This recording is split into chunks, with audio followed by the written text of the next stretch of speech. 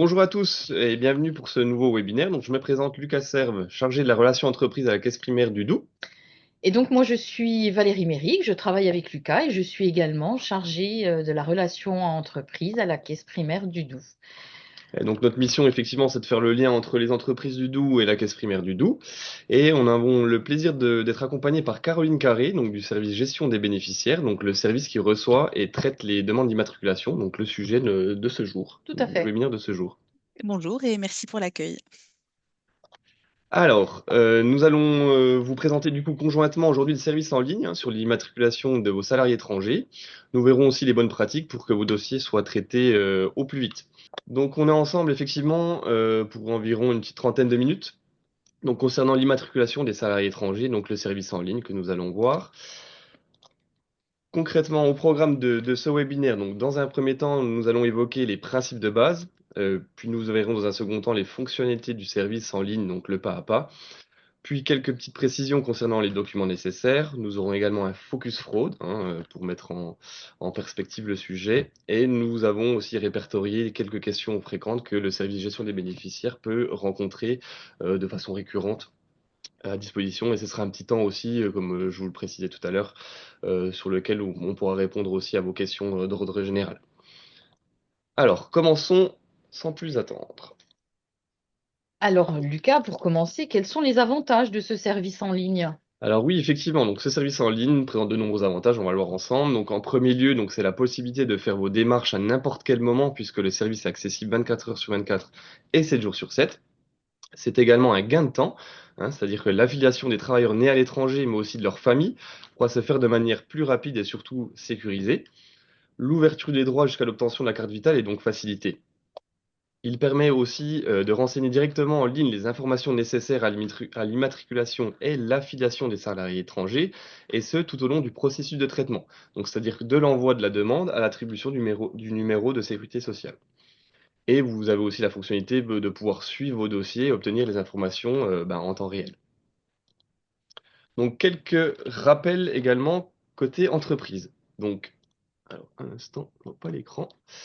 Donc côté entreprise, effectivement, au niveau des rappels, donc si le salarié est déjà immatriculé, vous n'avez qu'une seule formalité obligatoire à l'embauche. Donc c'est d'effectuer, comme je pense vous êtes au courant, c'est la déclaration préalable à l'embauche, donc ce qu'on appelle le DPAE. Donc cette démarche, elle peut être facilement faite directement en ligne sur Net Entreprise. Pour établir votre paye en DSN, vous devez utiliser soit le numéro définitif, soit le numéro technique temporaire, donc ce qu'on appelle le NTT. Donc ce dernier est, comme d'habitude, composé du code sexe, donc le 1 ou 2, suivi du sirène, puis de 30 caractères maximum. Si un salarié né à l'étranger ou de nationalité étrangère vous indique ne pas être immatriculé en France, vous pourrez réaliser aussi la démarche à sa place directement via un service en ligne donc, qui s'appelle J'emploie un salarié étranger et accessible sur amélie.fr dans l'onglet dédié aux entreprises. Toujours concernant les principes de base, donc il est à noter que ce service ne peut pas être utilisé. Voilà, nous, on attire bien votre attention que le service ne peut pas être utilisé pour obtenir l'ouverture de droits à l'assurance maladie des Français de retour d'expatriation ou des étrangers disposant de leur numéro, déjà de leur numéro d'immatriculation. Dans ce cas bien précis, il convient de compléter le formulaire S1106, donc qui s'intitule Demande d'ouverture de droit à l'assurance maladie, qui est également disponible sur amélie.fr. Donc, une fois le numéro définitif obtenu, il conviendra de faire un bloc changement dans votre DSN mensuel pour effectivement notifier cette modification. Et dernière précision, donc le contrôle de la régularité du titre de séjour incombe à l'employeur, mais on verra un peu plus en détail par la suite, à la suite du webinaire. Alors Valérie, du coup, est-ce qu'on rentrerait pas un petit peu dans le cœur du sujet en voyant le service en ligne et le pas à pas? Bien sûr, Lucas, je vais un petit peu vous expliquer comment fonctionne ce service, comment le trouver déjà, hein. Donc, en premier lieu, vous devez vous rendre sur Amélie Entreprise, puis dans le menu. Le menu se déroule. Il vous suffit alors de choisir la rubrique Vos salariés, obligations et démarches, puis Embaucher un salarié. Vous choisissez Obtenir le numéro de sécurité sociale d'un salarié. En déroulant la page, vous pourrez accéder au service en ligne en cliquant sur le lien J'emploie un salarié étranger. Vous pourrez dans un premier temps procéder à votre inscription. Un menu vous permet de choisir le français ou l'anglais pour votre saisie.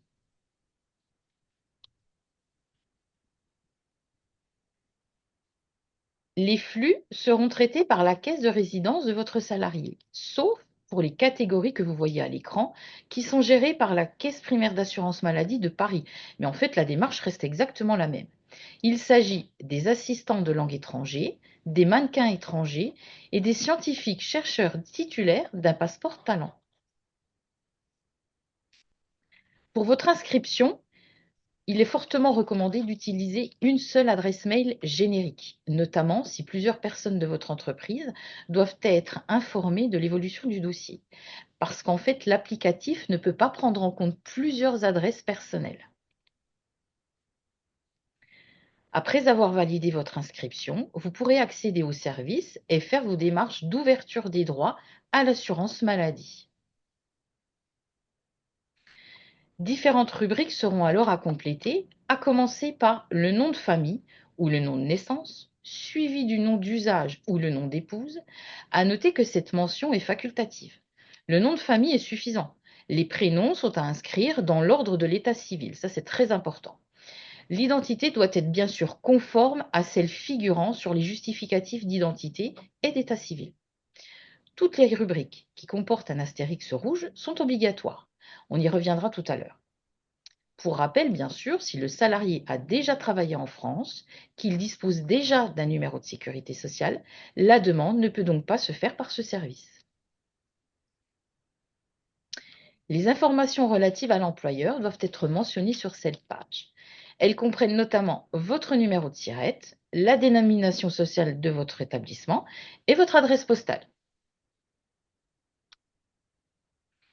Il convient par la suite d'ajouter des pièces justificatives nécessaires à l'immatriculation de votre salarié, à savoir les justificatifs d'identité et de séjour, un justificatif d'état civil, un justificatif de statut et un relevé d'identité bancaire de votre salarié. Ces pièces devront être impérativement en format PDF ou JPEG. Bien sûr, le PDF étant à privilégier tout de même pour en conserver la qualité au maximum. À savoir, pour ajouter plusieurs documents dans la même zone, utilisez la fonction contrôle plus sélection des fichiers. Si l'ajout se fait pièce par pièce, il écrasera la précédente. Procédez de la même façon si un membre de la famille accompagne le salarié. Caroline va nous en dire un petit peu plus sur le type de pièces à fournir. Oui, merci Valérie. Donc, je fais donc partie du service qui reçoit ces demandes d'immatriculation et je vais vous apporter quelques précisions pour que vos demandes soient traitées le plus rapidement possible. Donc, dans la première rubrique identité et séjour, le libellé indiqué sur le site peut effectivement induire un peu en erreur. Alors, c'est important d'apporter ces précisions. La pièce d'identité est obligatoire pour tous, peu importe la nationalité. Ça peut être la carte nationale d'identité du pays, recto verso, ou le passeport.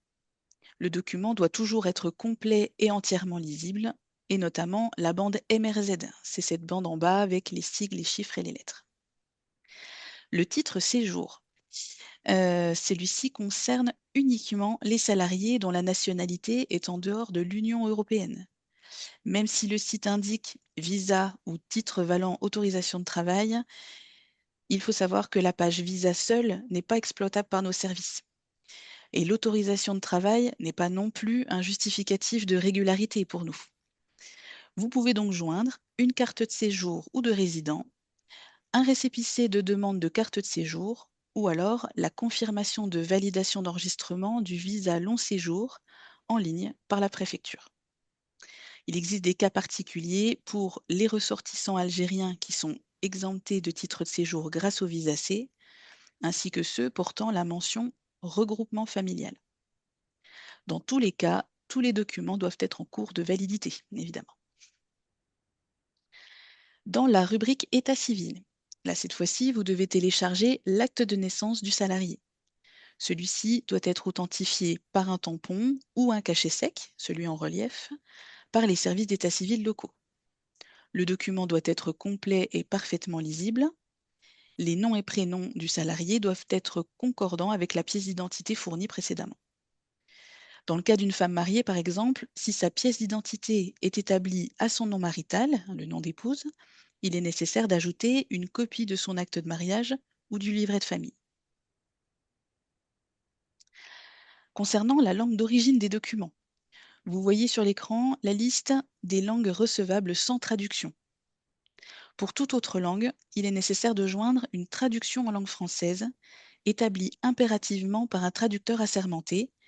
Ceci figure sur la liste des juridictions françaises, ou alors par l'ambassade ou le consulat de France dans le pays étranger où l'acte a été dressé, ou enfin par le consulat en France du pays étranger où l'acte a été dressé. Aucune autre traduction ne sera acceptée. Si toutefois votre salarié ne dispose pas d'une pièce d'état civil établie dans l'une des langues précitées ou n'est pas en mesure de vous fournir une traduction de son acte d'état civil, vous pouvez tout de même transmettre votre demande avec l'acte d'état civil en langue originale et notre caisse se chargera d'effectuer une demande de traduction auprès du Centre de liaison européenne et internationale de sécurité sociale, le CLES. Concernant le justificatif de statut, c'est tout simple, il s'agit du contrat de travail ou de la copie du premier bulletin de salaire. Pour procéder à l'inscription, le salarié doit avoir déjà débuté son activité professionnelle. Les promesses d'embauche et les déclarations préalables à l'embauche ne permettront pas de procéder à la demande d'immatriculation. Et enfin, le dernier élément nécessaire à l'immatriculation du salarié est une copie du relevé d'identité bancaire. Du salarié, bien sûr, à ses noms et prénoms. Attention, je précise que le RIB doit être un document émanant de la banque, soit en version papier, soit en PDF issu de l'application bancaire en ligne, mais les captures d'écran ou les données reportées à la main ne seront pas recevables. J'ajoute qu'aucune procuration ne peut être faite sur le compte bancaire d'une tierce personne, pour les assurés en régime salarié, bien sûr. Et après toutes ces précisions, je rends la parole à Valérie. Merci beaucoup, Caroline. Revenons maintenant quelques instants sur l'outil. Donc, une fois l'ensemble des pièces transmises et la confirmation faite, le formulaire est figé, c'est-à-dire que vous ne pouvez plus faire aucune modification. Vous pourrez retrouver le statut de vos demandes dans la rubrique Mes dossiers sur votre compte. Le NIA, ou numéro d'identification d'attente, ne sert qu'à verser les prestations d'assurance maladie en attendant bien sûr le numéro définitif et ne doit pas être surtout pas utilisé dans votre DSN mensuel ou événementiel. Voyons à présent avec Lucas un petit focus sur les fraudes. Effectivement, Valérie, donc avec quelques notions de base, hein, comme d'habitude. Donc, la fraude à l'identité, on vous a remis une définition à l'écran, hein, vous pouvez en prendre connaissance. Mais concrètement, elle va se définir par le fait de produire un document faisant état de fait matériellement inexact, donc c'est-à-dire que ce soit au niveau de la nationalité, la période de validité du titre, par exemple, pour justifier d'une identité afin d'obtenir un droit, donc que ce soit par exemple une affiliation, ou une prestation, donc percevoir des indemnités journalières. On va distinguer, dans notre cas de figure, plusieurs types de fraude à l'identité. Donc, premièrement, par falsification. Donc là, de ce cas de figure, il s'agit d'un document authentique sur lequel le fraudeur apporte une modification d'un ou plusieurs éléments. Donc, cette falsification peut porter sur la date de validité, sur les mentions d'identité ou encore sur la photographie, par exemple. On distingue également par contrefaçon. Donc là, dans ce cas de figure-là, il s'agit de la reproduction complète d'un document d'identité. Par document dit fantaisiste, donc ce que nous on entend par fantaisiste, c'est-à-dire qu'il s'agit de la création de nouveaux documents d'identité, soit en partant d'un document vierge, soit en utilisant des parties de documents authentiques. Donc à la différence de celle en contrefaçon, le document présenté n'est pas une copie, donc il s'agit d'un document créé de toutes pièces par le faussaire, qui ne correspond à aucun document officiel référencé. Et également, pour finir, par usurpation d'identité. Donc là, ça consiste effectivement en l'utilisation d'un document d'identité authentique par une autre personne que celle mentionnée sur le titre. Donc on fait vraiment, effectivement, nous, de notre côté, la distinction entre tous ces types de fraude à l'identité. Donc concrètement, au niveau de vous, au niveau de l'employeur. Donc, l'employeur, vous avez un rôle important à jouer, effectivement, car vous avez pour obligation de vérifier la régularité du séjour. Donc, il y a deux solutions possibles. Donc, si ça concerne par exemple des titres ou des documents de séjour, de vérifier auprès de la préfecture. Si c'est par exemple des documents d'identité européens, c'est également vérifier l'authenticité de la carte nationale européenne. Et nous, en caisse primaire, au niveau local, donc des mesures sont mises en place visant à intensifier donc la détection de la fraude identitaire et à y apporter concrètement des réponses adaptées. Donc de même, par exemple, dans le cadre des échanges que la caisse primaire peut avoir enfin sur des échanges interpartenaires, donc des antennes locales, par exemple de la DNPAF, donc la Direction nationale de la police aux frontières, peuvent être amenés à signaler donc des dossiers de fraude à l'identité aux organismes de sécurité sociale, dont nous, dont la caisse primaire, par exemple. Et ainsi, on a pu voir, enfin, il y a des circuits qui existent actuellement, qui sont mis en place, du coup, entre les services de la lutte contre la fraude en caisse En primaire interne, oui. et les cellules de fraude documentaire de la police aux frontières. Donc, effectivement, vous avez quand même un rôle important à jouer en tant qu'employeur. Donc, c'est pour ça qu'on tient à vous sensibiliser sur ce sujet-là, dans la vérification, effectivement, et la régularité du séjour.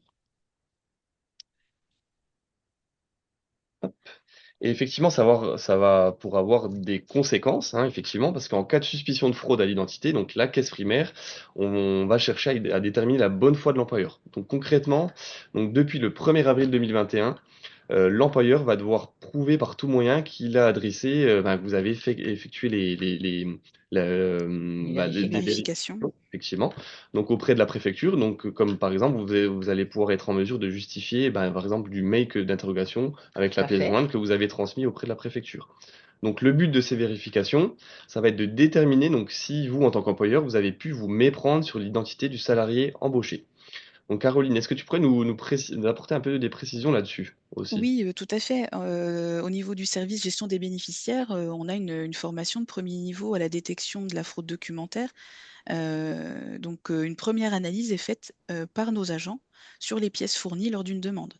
Si une fraude est détectée dès la réception de la demande, le numéro d'immatriculation n'est pas créé et la demande est immédiatement rejetée. D'accord, très bien, merci Karine. Donc ça, c'est effectivement dès la détection Dès au la moment de première la demande, demande, oui. quoi, de la première demande, effectivement.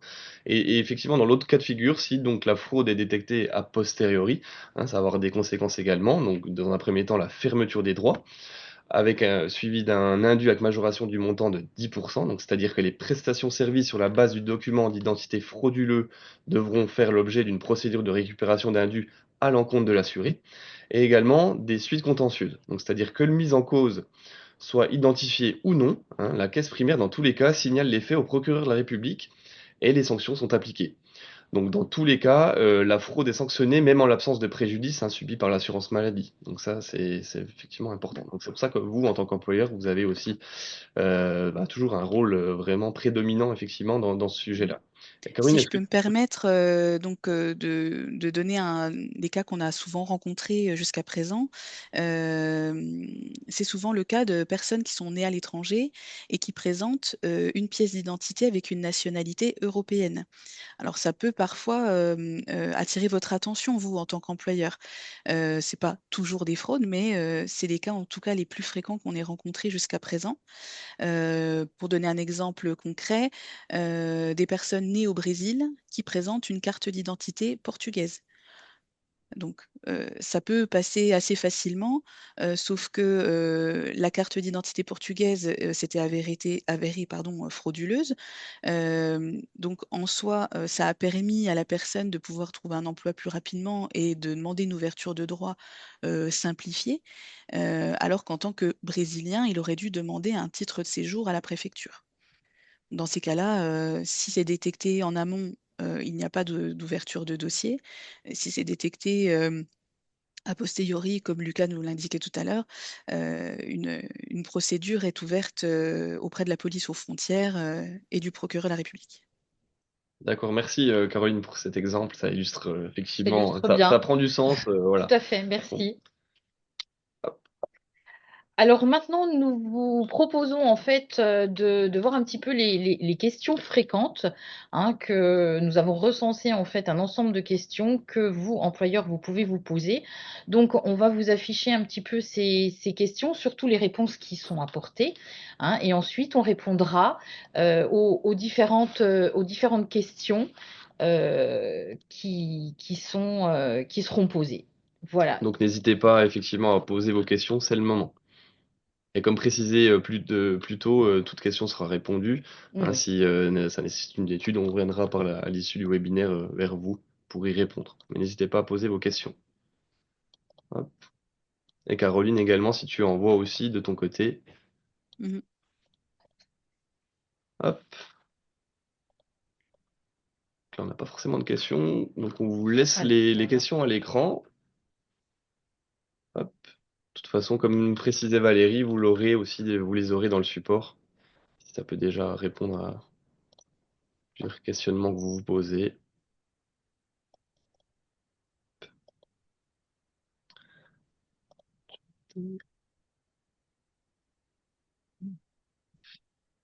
Alors.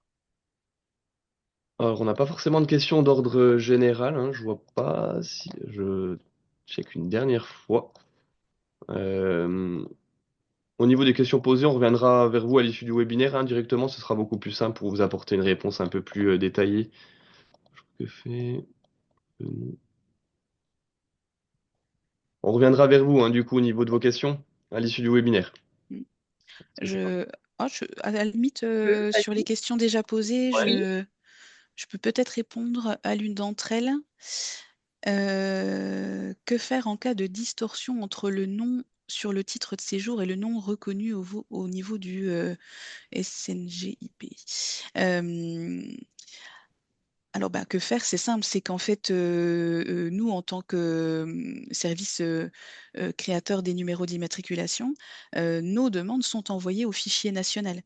Et ensuite, c'est le fichier national qui est très, très rigoureux sur ces pièces. C'est pour ça qu'on insiste beaucoup sur la cohérence et la concordance des éléments sur toutes les pièces.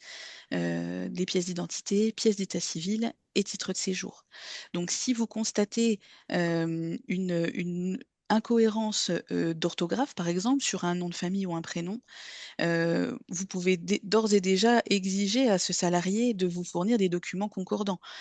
Si vous les envoyez tels quels, c'est nous qui les refuserons, tout simplement. merci Caroline. Est-ce que du coup, il y en a peut-être une deuxième? En cas de carte d'identité européenne, vers quel organisme doit-on faire vérifier la carte d'identité? Euh, alors, à ma connaissance, je n'ai pas de contact direct pour vérifier ces pièces. Seulement, si je peux avoir un conseil, euh, je donne un exemple qu'on a rencontré, une personne née en Algérie avec une carte d'identité italienne.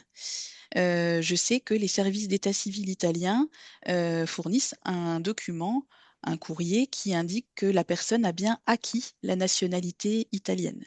Alors, si vous avez le moindre doute ou tout simplement pour faire vos vérifications en tant qu'employeur, vous pouvez demander au salarié de vous fournir ce document indiquant qu'il a bien acquis la nationalité en plus de sa pièce d'identité. Merci beaucoup Caroline. Hop. Alors, comme précisé, pour les autres questions, on reviendra vers vous, hein, à l'issue du webinaire. Je me répète un petit peu, mais voilà. Merci Caroline pour ces précisions. Avec plaisir. Alors, pour conclure et pour terminer, donc ce service, hein, ce qu'il faut retenir, c'est que ce service de déclaration en ligne est intuitif, sécurisé. Il est bien sûr accessible 24 heures sur 24 et 7 jours sur 7, hein, parce que c'est ce qu'on vous a précisé au début du webinaire aux employeurs. Il permet de traiter de manière dématérialisée l'ensemble des échanges et la communication entre les employeurs et bien sûr l'assurance maladie. Les informations enregistrées sont intégrées dans les traitements destinés à la gestion des droits des bénéficiaires.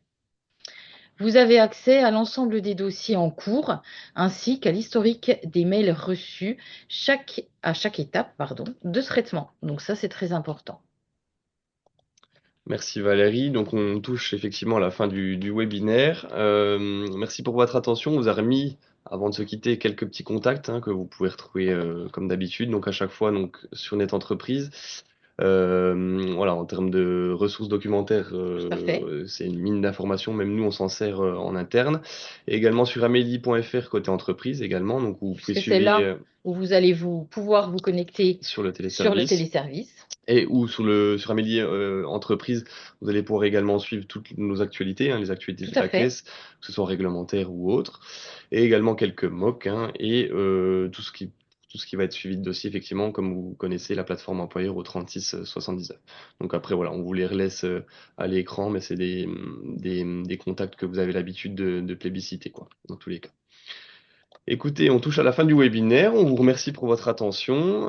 Merci Caroline aussi pour ce regard beaucoup plus technique sur le sujet. Bah, c'est Et, un plaisir de participer à tout ça avec vous. voilà, comme précisé, le support du webinaire vous sera envoyé aussi à l'issue, ainsi que le replay, car c'est enregistré. Donc on vous remercie pour votre attention et on vous dit à très bientôt. Merci à vous, à Au bientôt. revoir. Au Au revoir. revoir.